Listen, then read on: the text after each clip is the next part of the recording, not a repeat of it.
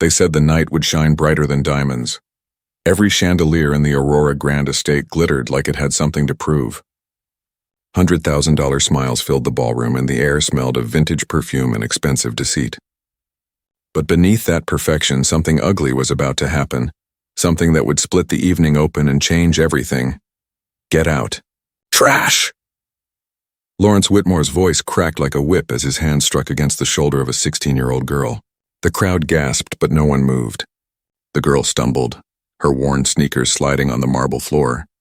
Her name was Mia Carter, daughter of the late mechanic Eli Carter, a man once known for resurrecting impossible engines.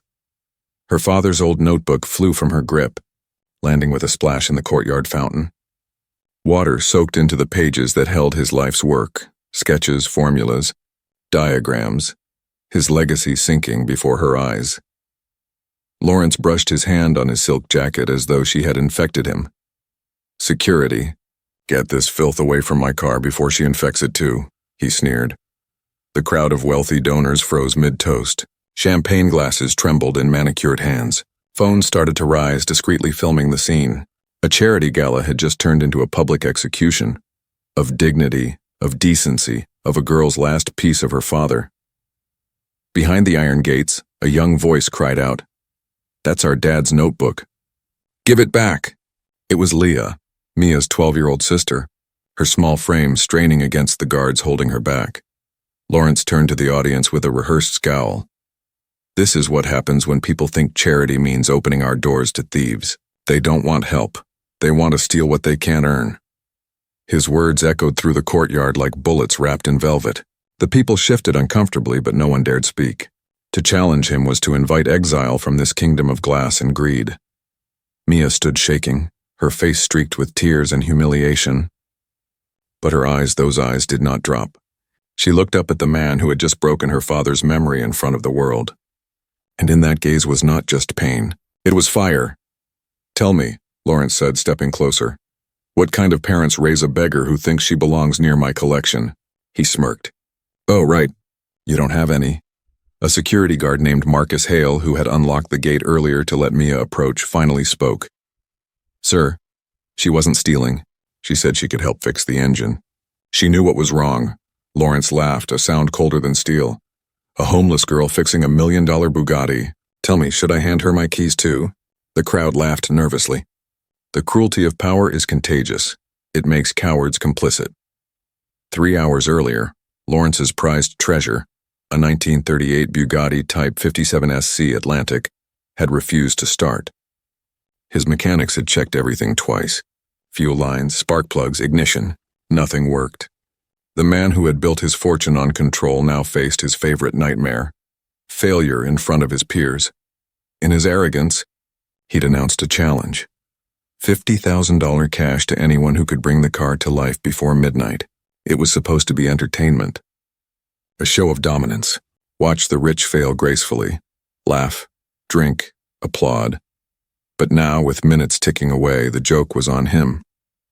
From outside the estate, Mia had been watching. She knew the symptoms, the sputtering, the silent choke of an engine suffocating from within. She'd seen it in her father's notes countless times. The vapor lock flaw, a rare but deadly issue in certain Bugatti engines. She'd memorized her father's fixes like prayers. When Marcus saw the determination in her face, he'd taken a risk and let her through. "One shot, kid," he'd whispered. "Don't waste it." But before she could even speak, before she could explain, Lawrence had attacked, now. As her father's notebook dissolved in the fountain behind her, Mia's humiliation turned into resolve. Vivian, Lawrence's influencer girlfriend, held her phone high, live streaming the chaos. Her audience count soared into the hundreds of thousands. The comments poured in, some horrified, some entertained. Humanity reduced to spectacle. Lawrence looked at the girl before him and smirked. "You think poverty makes you special? You think desperation equals talent? You're nothing, child. The world doesn't need people like you." Mia's voice came low, steady, filled with something that silenced even the air. "My father was Eli Carter. He restored that Bugatti 15 years ago before you ruined his name to cover your fraud." The courtyard went still. The name hung in the air like a storm cloud. Lawrence's eyes widened, then hardened. "You're lying." The engine won't start because of vapor lock, Mia said, her tone clinical now, every word precise. The pressurized fuel system traps air bubbles that block flow. My father documented the solution. I can fix it in 8 minutes. The silence that followed was sharp enough to cut glass. Then came Lawrence's cruel smile. Fine. Prove it, street rat. You have 10 minutes. The crowd parted, murmuring. Phones recording. The spectacle had found its next act. Mia walked toward the car. Her father's spirit seemed to walk beside her. Every step heavier than the last, but unstoppable, and that's where it began. The night a homeless girl challenged a billionaire in his own kingdom, and the world decided to watch. The crowd pressed closer as Mia stepped toward the silent Bugatti. Every camera was pointed at her now. The billionaire's smirk, the dripping fountain, the terrified girl walking into a ring of wealth. It was a scene no one could look away from. She stopped beside the car. Her fingers brushed its curved metal like she was greeting an old friend. Her father had once stood here, hands covered in grease, whispering to the same engine. She could almost feel his heartbeat under her palms. Lawrence leaned back with a sneer. Clock starts now. The timer began flashing red. 10 minutes. The crowd murmured. Mia didn't go for the hood. Instead, she walked to the back of the car. Gasps rippled through the guests. What's she doing? The engine's in front, someone whispered. Only one man didn't laugh. Marcus, the security guard who'd believed her. He watched her fingers trace the trunk's lining like she knew it better than its maker. My father hid something here, she whispered under her breath. The felt interior hid a seam that no one else noticed. She pressed it, and with a soft click, a hidden panel popped open. Inside lay a compact leather pouch wrapped in cloth. The crowd leaned in, breaths held. Vivian's live stream exploded with comments. What is that? How does she know? Mia unwrapped it carefully. Inside were 3 things: a custom pressure gauge, a strange brass valve, and a small card, edges softened by time. She read the words written in her father's handwriting. For the day they realize they need you. Her throat tightened. He had known. Somehow he had known this day would come. Lawrence took a step forward, his mask slipping. That's my property. Anything in that car belongs to me. This toolkit was installed before you fired him, Mia said, her voice growing steadier. You didn't even know it existed. He built this gauge himself. It's the only one that can diagnose your car's problem. A ripple of whispers spread through the audience. Gary, the lead mechanic, froze. He'd seen that gauge before. He knew it was real. Lawrence waved a hand with forced amusement. Fine, use your little toys. When you fail, I'll have you arrested for theft. When you fail, everyone will see what kind of liar your father raised. When I succeed, Mia replied, her voice hard as steel, you'll pay $50,000 on camera. Deal, Lawrence said, already tasting victory. But when you lose, you kneel and apologize. The timer hit 9 minutes. Mia opened the hood. The crowd fell silent, the air thick with disbelief. She touched each piece of the engine as if reading Braille. Mapping memories burned into her muscles. Dual overhead cams. Polished manifolds. Every surface reflected her determined face back at her. She reached the fuel line and paused. Temperature differential, she muttered. Exactly what he wrote. The brass and copper gauge gleamed under the lights. It looked out of place among the polished chrome. A relic from a world that believed in craftsmanship more than glamour. Gary approached, wrench in hand. You'll need this. The fitting's custom threaded. Mia accepted it, but the moment she felt its weight, something was wrong. The wrong size, deliberate. Her eyes flicked up to his. He looked away. Thanks, she said quietly, setting it down. But I'll use my own tools. From her backpack, she pulled a bent coat hanger. The crowd laughed. Vivian's chat exploded again. She's insane. A coat hanger? Mia ignored them all. Her father's voice echoed in her mind. Expensive tools impress people. Simple tools fix problems. She slid the wire into the valve, feeling for resistance. Click. A hiss of air escaped. Steady, controlled. The pressure released. Vapor lock, she said clearly. The fuel system's choking itself. The gauge needle jumped to 85 psi, triple normal pressure. She looked up, eyes blazing. That's your problem. The disbelief was almost physical. The rich hated being wrong. Lawrence's jaw tightened, but before he could answer, a small figure broke through the guards. Mia! Leah ran across the marble, clutching a heavy red box. Her sister caught her just in time. "You forgot this," the younger girl panted. Mia's breath caught. Her father's old toolbox. Dented, rusted, but still here. "I hid it after he died," Leah whispered. "I knew you'd need it one day." Mia opened the lid. Inside lay the pressure regulator adapter, hand-machined by her father years ago. The final piece, the crowd's energy shifted. Even those who had mocked her now leaned forward. Something was happening. Something undeniable. Lawrence was still texting, his face tightening as he read whatever messages flashed on his screen. Panic had begun to shadow his arrogance. 6 minutes remained. Mia connected the adapter and began to bleed the pressure. If she moved too quickly, the fuel would flood. Too slow, and she'd run out of time. Her hands moved like she'd been born for this, calm, sure, exact. Pressure dropped. 85. 72. 58. Behind her, Gary's hand trembled. His coffee cup tilted, spilling across the ground and splashing near her open tools. "I'm so sorry," he stammered. But Mia's eyes caught the flick of intent before he spoke. She knew sabotage when she saw it. "You did this," she whispered. He froze. "You're the reason it wouldn't start. You created the vapor lock on purpose." Gary's lips parted. The guilt on his face said more than words ever could. "Mia didn't stop working. You were my father's apprentice, weren't you? He taught you this system." He nodded weakly. Yes. I needed money. I didn't think you thought it wouldn't matter. That a dead man's work could be buried forever." Her voice shook, but her hands did not. The pressure gauge dropped to 38. Somewhere in the crowd, a tall man with gray hair and calculating eyes was watching everything. Victor Cross, Lawrence's business rival, typed furiously on his phone. Marcus caught a glimpse of his screen, a message thread. "Sabotage the car. Make him look incompetent." 25K after the vote, Marcus's pulse spiked. This wasn't just an engine problem. It was war between giants, and the girl had stumbled into the middle of it. He stepped closer to Mia, positioning himself between her and the crowd. "Keep going," he murmured. "Don't look up." The timer flashed 5 minutes. Lawrence's phone buzzed again. His eyes darted to the Bugatti's dashboard. Hidden among the vintage gauges was something modern. A small black button. A failsafe that could cut the car's power instantly. If he pressed it, the car would die before it started. He could save face, bury her, and the world would never know. 4 minutes left. Mia steadied her breath. Her father's voice whispered again. "Prime slowly. Let the fuel find its path." She turned the valve one last time. The pressure dropped to 22. Perfect. She disconnected her tools and stepped into the driver's seat. Every camera zoomed in. Lawrence's hand hovered over the hidden switch. Mia pressed the starter. The engine coughed once, then twice, then a sound like thunder erupted through the courtyard. The Bugatti roared to life, its voice deep and alive. The crowd screamed, clapping, cheering, shouting her name. She sat behind the wheel, tears streaming, chest heaving. The car purred beneath her like it recognized her bloodline. Lawrence's hand dropped uselessly to his side.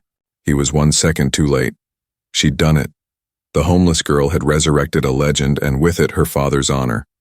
But in Lawrence's eyes, something darker began to flicker. This wasn't over. He stepped forward, clapping slowly, a smile curving his lips like a blade. "Congratulations," he said softly. "Now about that stolen toolkit." The cheers faltered. Cameras kept rolling. The game was about to turn again. Lawrence walked closer, each step echoing through the stunned silence. The smile on his face was pure venom disguised as charm. Cameras still rolled. The crowd leaned forward, waiting for his next move. "You fixed my car," he said, his voice calm in a way that felt dangerous. "Now let's talk about what you stole." Mia blinked. "Stole?" He pointed to the small water-stained card still in her hand. "That handwriting. I recognize it." He snatched it before she could react, turning it under the light. "Eli Carter. I remember that thief's handwriting anywhere." "That's a lie," she said, her voice trembling but clear. "Is it? Your father worked for me once. Brilliant man until he decided to extort his employer." Lawrence turned to the guests, his words sharp and deliberate. "When I discovered he was embezzling funds, I had no choice but to fire him. Everything in that car, every part, every tool belonged to my company. And now his daughter sneaks back years later to steal what her father already tried to take." The crowd began to murmur. Doubt spread like smoke. The same people who had clapped moments ago now looked at her with wary eyes. Mia shook her head. You ruined him because he found out about your charity scam. My father wasn't a thief. He was the only honest man in this courtyard. Lawrence ignored her. Security, he said smoothly. Escort these girls out. And bring that toolkit. I'll file the police report personally. Leah's voice broke through the noise. You're lying. You destroyed our dad. You made him... Her words caught in her throat, swallowed by grief. You made him die thinking he failed us. Even the guards hesitated. Then Marcus's voice cut through everything. Tell them what he did. Lawrence froze. Mia turned, confused. What? Tell them. Marcus said louder this time, his jaw tight. Tell everyone here what he did to your father. The world tilted. Cameras swung toward her. The guests stepped back to form a circle. Mia looked at Lawrence, the man who had taken everything from her family, and felt something ignite inside her chest. Fear burned away. Only truth remained. You framed him, she said, her voice steady. My father found your fake invoices. He found how you used charity auctions to launder money. You inflated restoration costs, pocketed the difference, and blamed him when the numbers didn't match. Lawrence's expression cracked, then reset into practiced calm. Slander. She's making this up. Then why are you sweating? Marcus said quietly. The guests started whispering. Phones rose higher. You had him arrested, Mia continued. The charges didn't stick, but you knew they didn't have to. The damage was enough. You ruined his name so he could never work again. You killed him without ever touching him. Leah stood beside her sister, her small hand gripping Mia's. He died believing he was worthless because of you. The raw pain in her voice made the whole courtyard falter. Even Vivian's live-stream chat slowed to silence. Lawrence turned, searching for support, but all he saw were phones, eyes, proof, and then a new voice broke in, tired, shaken but strong. She's telling the truth. Every head turned toward Gary, the lead mechanic. His face was pale, his hands shaking as he pulled out his phone. I have messages, calls, proof. I was paid to sabotage the car tonight by Victor Cross. The crowd gasped. He offered me $25,000 to make Lawrence look incompetent before a merger vote on Monday. Gary continued. But when I took the job, I found out it wasn't just a prank. It was about the fraud. Victor knew. He said he had evidence. At the edge of the crowd, Victor Cross froze. He started backing away, but Marcus stepped into his path. Don't move, Lawrence's voice cracked with fury. Gary, you're finished. No, Gary said. You are. He raised his phone higher. The messages are backed up to cloud storage. Every word, every payment confirmation. I'll give them to the authorities. Vivian's phone camera zoomed in. Her viewer count hit 1 million. The elegant evening had become a courtroom. Lawrence tried to speak, but the sound of approaching sirens cut him off. Red and blue lights flickered through the gates. Federal agents moved in, calm and certain. The lead agent, a woman with gray eyes and a voice that carried authority, stepped forward. Lawrence Whitmore, she said, flashing her badge. Federal Bureau of Investigation. We've been investigating your charitable foundation for over a year. The crowd gasped. Mia stared, stunned. We've been waiting for corroboration, the agent said, nodding toward the sisters. And tonight we have it. Lawrence's mask finally shattered. You can't do this. But the agent was already reading him his rights. Lawrence's empire collapsed in seconds. Investors whispered. Guests began backing away, eager to disassociate from the man they had just toasted hours before. Marcus exhaled, the tension leaving his shoulders. Leah hugged him around the waist, sobbing in relief. Mia stood frozen. The car still idled behind her, humming like it knew it had been part of something bigger. Lawrence twisted in the agent's grip. You think this changes anything? You'll still be nothing. Mia stepped forward. Her voice was soft but cut through the air like a blade. No, I'm Eli Carter's daughter. That changes everything. He tried to lunge toward her, but the agents pulled him back. As they dragged him toward the waiting cars, reporters outside the gate shouted questions. The night that had begun with crystal chandeliers and champagne ended in flashing lights and handcuffs. And through it all, the Bugatti purred. Alive. Mia closed her eyes. Somewhere deep inside, she could almost hear her father's voice. Broken things can be fixed. Broken people can too. The first hint of dawn touched the horizon, pale gold spilling over the estate. It felt like the start of something. The world finally knew the truth. But what came next? That was something even Mia couldn't have imagined. The night that had started with glitter and cruelty ended under flashing red and blue lights. Reporters shouted from behind the gates, and the once-celebrated Lawrence Whitmore was shoved into a black SUV, his wrists bound in steel. His shouts faded as the car disappeared down the long driveway. The crowd stood frozen in disbelief, the air thick with the kind of silence that follows a storm. Champagne glasses lay shattered across marble. The orchestra instruments sat abandoned. Mia's knees almost buckled from exhaustion. She had won, but victory felt too heavy. Leah wrapped her arms around her, trembling. "It's over," she whispered, but even she didn't sound sure. Agent Brooks approached them, her posture confident, her gray eyes both fierce and kind. "Your father filed a sealed report 15 years ago," she said softly. "We've been waiting for proof. The things you said tonight matched everything he documented." Mia's breath caught. "He reported it. I thought no one believed him. He came to us once," Brooks said. "He brought evidence but didn't have enough. Then he disappeared. We suspected Whitmore silenced him, but we couldn't prove it until now." "You just finished what your father started." Mia's throat closed, tears threatening to spill. "He tried to save the truth." "And you did," Brooks said. "Your father would be proud." Gary Wilson stepped forward, shaking, guilt carved deep into his face. "Agent Brooks, there's more." He reached into his jacket and pulled out an envelope, edges smudged with grease. "Emails, bank ledgers, invoices, everything Victor Cross sent me. He was planning to destroy it once Whitmore was gone. Take the company for himself. I couldn't," his voice cracked. "I couldn't carry it anymore." Brooks took the envelope, scanning a few pages. "This is enough to open multiple cases." Gary turned to Mia, eyes wet. "I tried to destroy your father's name. You still saved mine. I'll never forget that." She looked at him for a long time. Then she nodded. Not forgiveness, but acknowledgement. That was enough. Brooks turned back to Mia. "We'll need you to testify, but there's something else." She reached into her coat and handed Mia a small card. "Your father left something in evidence storage, a sealed deposit box. It's yours now." Weeks later, Mia and Leah sat in a quiet law office that smelled faintly of old wood and dust. A kind-faced attorney placed a manila envelope on the desk. "Your father was careful," she said gently. "He set conditions.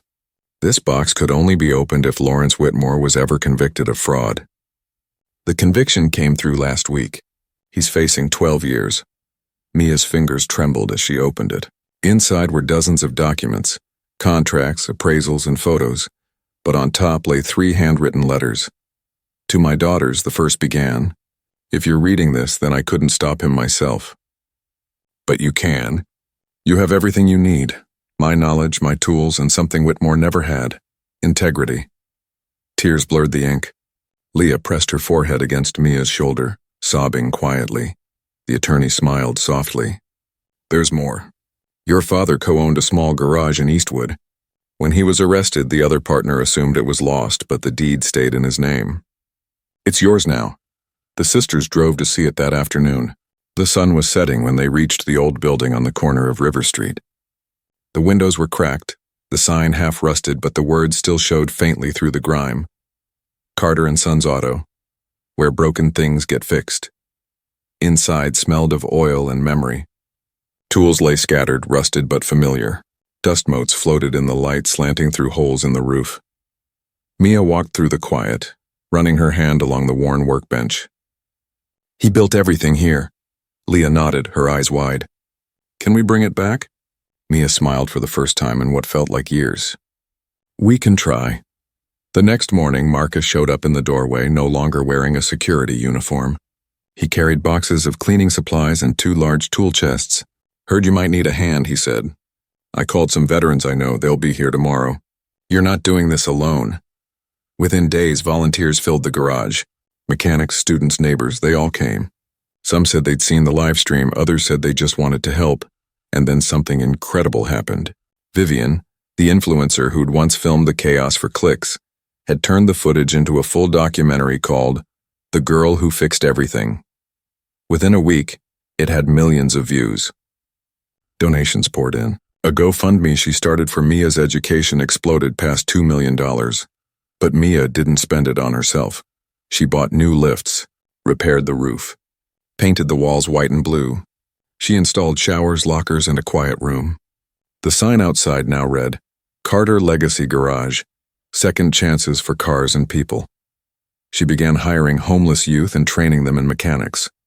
Kids no one wanted to look at now stood beside her, hands black with grease, faces lit with hope. Every engine has a story, she told them, and so do you. Leah took business courses online through a scholarship someone had anonymously set up for her. She managed scheduling, clients, social media. Her spreadsheets kept the new shop alive while Mia taught the kids to build and repair. Even Gary returned one day, dressed in worn overalls instead of a pressed uniform. You don't owe me a thing, he said. But if you'll let me, I'd like to earn my place here. Mia studied him for a long moment. No promises, she said finally. You're on probation, he laughed softly. Fair, and he stayed. Months passed. The garage became more than a workplace, it became a home. Every day new students came in, kids who'd slept in cars, under bridges and shelters. They learned to take engines apart and rebuild them piece by piece. They learned patience, discipline, pride, and with every car that came back to life, so did a little part of Mia's faith in people. Sometimes, when the shop was quiet, she'd pull out her father's notebook, carefully dried, edges still warped from the fountain, and read his final words again. Broken things can be fixed. Broken people can too. One evening, after everyone had gone home, she sat beside a half-finished Mustang, running her fingers over the cold metal. Dad, she whispered, we did it. Marcus leaned against the doorframe, arms crossed. He knows, kid. Every time you teach someone to build instead of beg, he knows. Mia smiled, wiping her eyes with the back of her hand. It's strange. I thought fixing that car would fix everything. It didn't, Marcus said.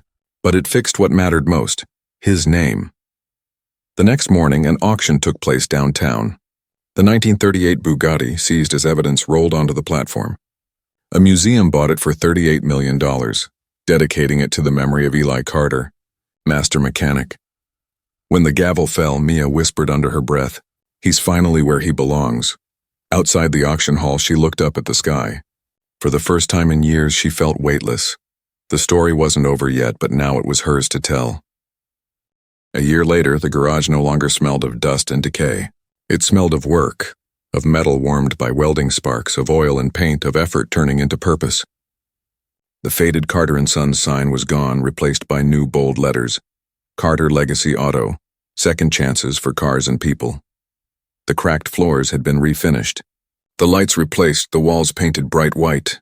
Where silence once lived, the sound of engines filled the air, young voices, laughter, and the metallic rhythm of tools turning hope into reality.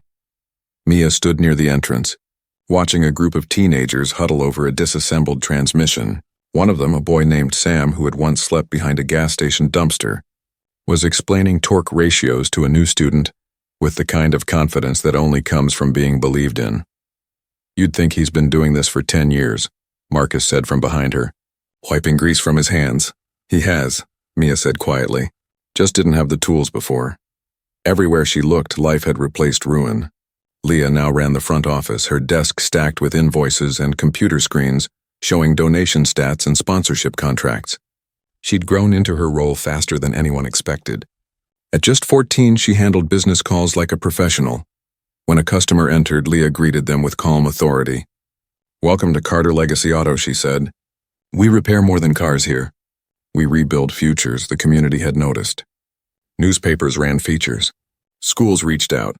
Even the city council recognized them for creating jobs and reducing youth homelessness in Eastwood. But none of it changed how Mia ran things. Every day began the same, with the clang of a wrench and her father's words echoing through her heart. Broken things can be fixed. Broken people can too. The evening before the first second chance gala, she stood in the middle of the garage as volunteers transformed the space. Strings of warm lights hung from the rafters. Folding tables gleamed with chrome centerpieces shaped like gears. Dozens of restored cars lined the walls, each one a story of failure turned into beauty. By sunset, the place was unrecognizable. Guests arrived not in designer gowns but in work clothes and clean overalls. Former students returned, their faces brighter, their postures straighter. The first to speak was Leah. She stepped onto the small stage, wearing a crisp white shirt and the same necklace their father had given her on her 10th birthday, a small wrench charm on a silver chain. Her voice didn't tremble. "My father used to say every engine tells a story," she began. "Every dent, every scratch means something." And he was right. The same is true for us. We carry our scars like those engines do, but we can still run. The applause shook the rafters. Mia wiped at her eyes, pride swelling in her chest. Leah turned toward her sister. "And now I want to show you all something special." A curtain dropped at the back of the garage. The crowd gasped. There it was, a replica of the 1938 Bugatti gleaming under the lights. Every curve, every panel perfect. It wasn't the original, but it might as well have been. The car had been built piece by Mia's students over 9 long months. Mia stepped forward, her voice soft but clear. "My father never owned the original. He restored it, but it was never his. So we built one ourselves, not for wealth or fame, but for proof. Proof that even if you come from nowhere, you can still create something extraordinary." The audience erupted again, some crying, others just standing in awe. She looked at her students, kids once dismissed as broken, and her chest tightened. "This is for everyone who was ever told they didn't belong near beautiful things," she said. "You do, you belong everywhere." The engine roared to life on the first turn of the key. The sound filled the garage like a heartbeat. Gary stepped onto the stage, holding a clipboard. "We've just signed partnership agreements with 6 trade schools across the state," he announced. "Every graduate from Carter Legacy will have a guaranteed apprenticeship or job placement." The cheers grew louder. Marcus followed with tears glistening in his eyes. "And for the record," he said, his voice thick, "I've adopted 2 of our students, Marcus Jr. and Lena. They're family now." Mia laughed through her tears. The whole place erupted again, a wave of emotion crashing through the crowd. Vivian, who had turned her influencer career toward social advocacy, stood near the front holding her phone high. Her followers were watching live as she asked, "Mia, what would you say to people who feel like they've hit the end?" Mia took a deep breath, holding her father's worn notebook in her hands. It was fragile now, its pages warped and stained, but she still carried it everywhere. "He used to write that every engine has a solution," she said. "You just need the right tools and the courage to try. Life's the same. You might not have the fancy tools, but courage and persistence will always be enough." The comments on Vivian's stream exploded. People from around the world sent messages of hope, donations, and stories of their own second chances. Later that night, when the music quieted and most of the guests had left, Mia sat alone beside the replica Bugatti. The lights reflected in its flawless surface. Leah joined her, barefoot, holding 2 mugs of cocoa. "Do you think he'd be proud of us?" Leah asked softly. Mia smiled, tracing the car's hood. "He'd say we still have work to do." They sat in silence, listening to the faint ticking of the cooling engine. Outside, a boy about 15 stood at the edge of the lot, his clothes torn, his backpack duct taped together, his eyes locked on the glowing garage, on the people inside laughing and hugging. He hesitated, unsure whether he should walk away or step forward. Mia noticed him through the glass door. She stood, walked outside, and called gently, "Hey, you look lost. Want to learn something?" The boy froze. "You'd let me?" Mia smiled, a smile so much like her father's that it felt like he was standing there beside her again. "First rule here," she said. "Everyone stalls sometimes, but we can fix anything." She opened the door wider. The boy stepped inside. The noise of the garage wrapped around him like warmth after a long winter. He looked up at the Bugatti and whispered, "You built that?" "We built that," Mia said. "And now you will too." Behind them, the sign outside glowed in the night. Second chances for cars and people. The camera of life would have caught it all if it could. The once homeless girl now handing hope to another. Somewhere, far away, in a framed photograph still hanging in that small law office, Eli Carter's smiling face looked out across time. And inside his daughter's heart, his voice whispered again, "Sometimes the broken things fix us, and sometimes we're the ones the world needs right when it thinks we're nothing." The Bugatti's engine purred, alive, steady, eternal, and the story of second chances was only just beginning. Morning light spilled across the garage like a blessing. Dust floated through the golden air, catching on metal and chrome. The hum of the Bugatti replica still lingered from the night before, and the faint echo of applause seemed to live in the walls. But today wasn't just another morning. It was the start of something bigger than even Mia Carter could have imagined. The Carter Legacy Auto program had spread far beyond Eastwood. 6 garages now bore the same name, each one teaching, each one rebuilding. Letters arrived every week, stories from people who'd found new purpose because a teenage girl once refused to give up. One was from a veteran who'd lost everything, another from a single mother who'd turned her mechanic training into her own business. All of them began the same way, because of what you built. The boy she'd welcomed that night, his name was Luis, now worked beside her. He had steady hands and a quiet focus. When he smiled, it was the kind that made people stop and believe again. He was rebuilding the same life that had nearly collapsed on him, one bolt at a time. Mia stood near the workbench, the soft leather of her father's notebook resting under her palm. The pages were fragile now, but she'd memorized every word.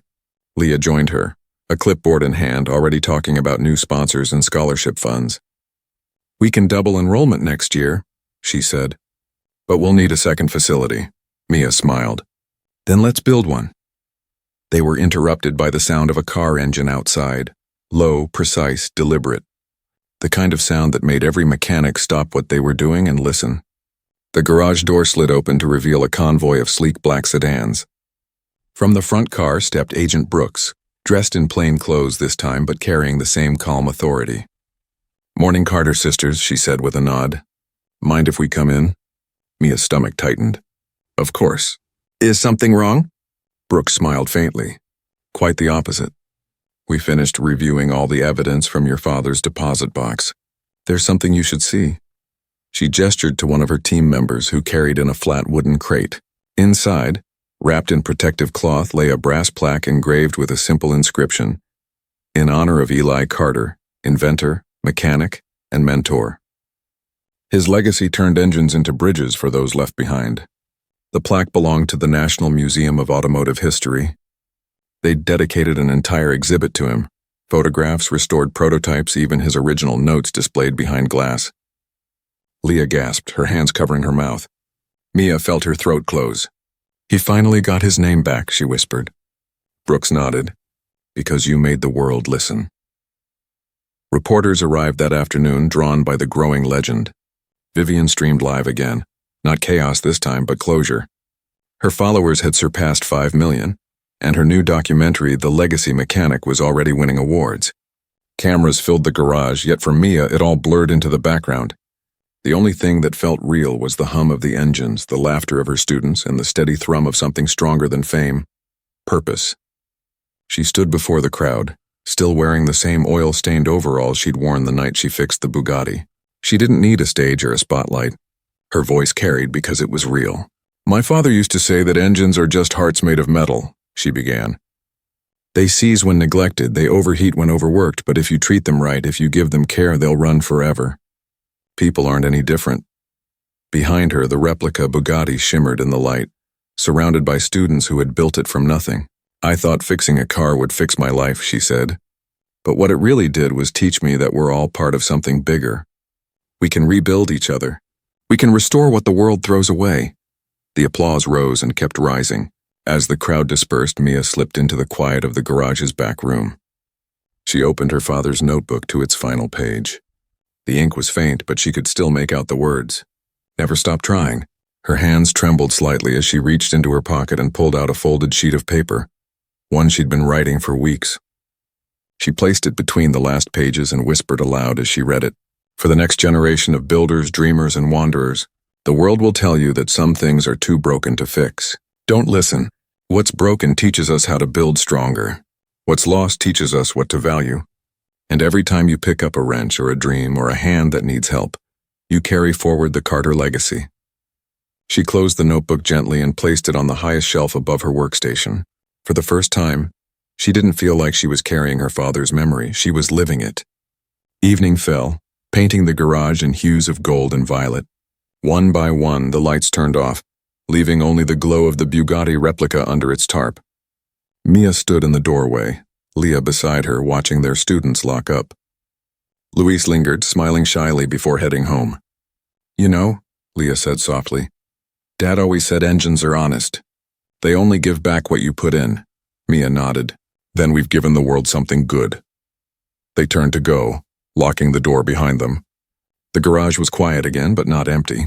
The hum of possibility lingered in the air like a heartbeat waiting for morning. Far away in a prison workshop, Lawrence Whitmore, now inmate number 4721, tightened bolts on an old engine. The sound echoed through the concrete walls. He paused for a moment, staring at his hands, then muttered bitterly, "She fixed it." But for Mia Carter, for her sister, for every life their work touched, fixing it was just the beginning, because what they'd built wasn't just a garage. It was a movement, a revolution of compassion and skill, turning rust into resilience and mistakes into miracles. And as the stars came out above Eastwood, the sign outside glowed steady and bright. Carter Legacy Auto. Second chances for cars and people. The lights flickered softly like an engine's steady pulse. Then, in the quiet, a faint metallic echo whispered through the night. Broken things can be fixed. Broken people can too. The story had come full circle, mended, complete, alive.